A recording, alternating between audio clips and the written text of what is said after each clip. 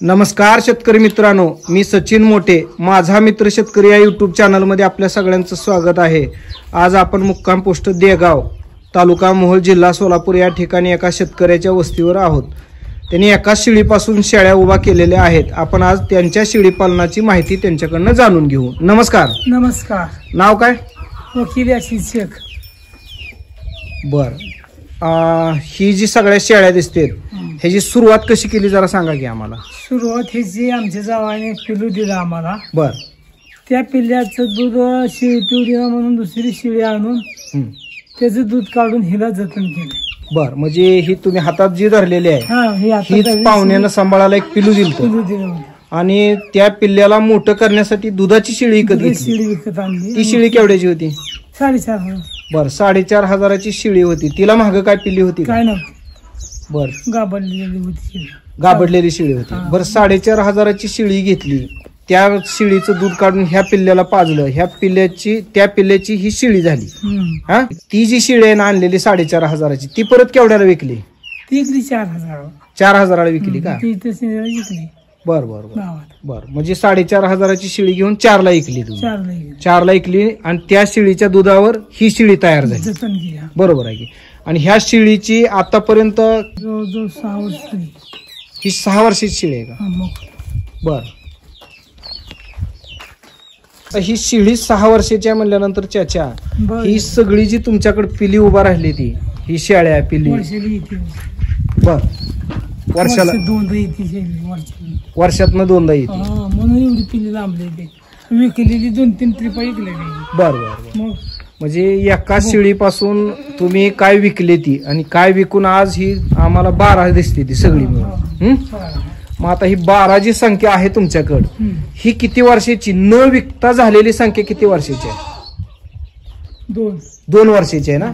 म्हणजे तुम्ही 2 वर्षात न विकता एका शेळीपासून दुसरी पिली निर्माण झाली, त्या पिल्याची काय काय शेळी निर्माण झाली आणि शेळी येली, अशी एक एक वाढून आज 12 झाली, बरोबर आहे की? बरोबर, 2 वर्षात। 2 वर्षात म्हणजे एक जरी शेळी घेतली आणि काय नाहीच विकलं तर 2 वर्षात भरपूर शेळ्या वाढते, बरोबर आहे की? म्हणजे एखाद्याची परिस्थिती नाजूक असेल तर त्यांना एका शेळीपासून सुद्धा शेळी पालन चालू करायला काय हरकत नाही। तुम्ही तसंच केलंय? आम्ही असंच केलं, बरोबर आहे की? अहो, एका शेतकऱ्याने तिथं आणलं होतं पिल्लू, ती जावायला म्हणलं घ्यायचं का? ह्याच्या आई मिरी घ्यावं, कोणतरी घ्यावं।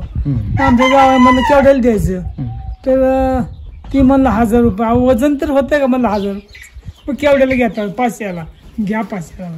पण आता ह्यांचा सांभाळ कसा करतात ती सांगा की जरा चाचा। सांभाळ का आता सध्या तरी बांधून आहे बघा शेडमध्येच बांधून 5च्या दरम्यान, 4:30, 5च्या दरम्यान एक चक्कर फिरून आला। बर बर बर, ती आता मग आता ह्यांना 4-5 वाजेपर्यंत जी बांधून आहेत तोपर्यंत ह्यांना चारा काय? चारा आहे काय? मकवन आहे। बर, ही मका का? शिवरी। शिवरी मका ही शेळ्यासाठीच केली का? शेळ्यासाठीच केली। गोलाला टाकून आणि ही कडली शिवरी का? शिवरी, आपली शिवरी। हा, घास टाकायचा, बदलून आलटून पलटून टाकलं म्हणजे खाते ती। बर बर बर, तरी किती वैरणी करताय काय? 3 वेळ टाकतोय। बर, काय सकाळ जाणवत पण एक वेळ, पुन्हा या वेळेस पाणी बघून एक पाणी पाजायचे, नाही तर वैरण टाकायची, एक पाणी पाजायचं। कुट्टी वगैरे काय नाही ना? कुट्टी नाही। मग ही कसं टाकता मकवान? आपल्या पैशाने कुट्टी करायची बारीक। बर बर, तरी बारीक तरी किती?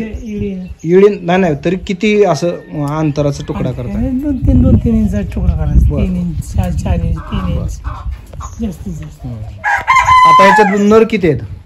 नर 4 आहेत, मोठे नर 2, ती नर 2। ही पिले आम्हाला जी दिसते ही किती दिवसाची आहे?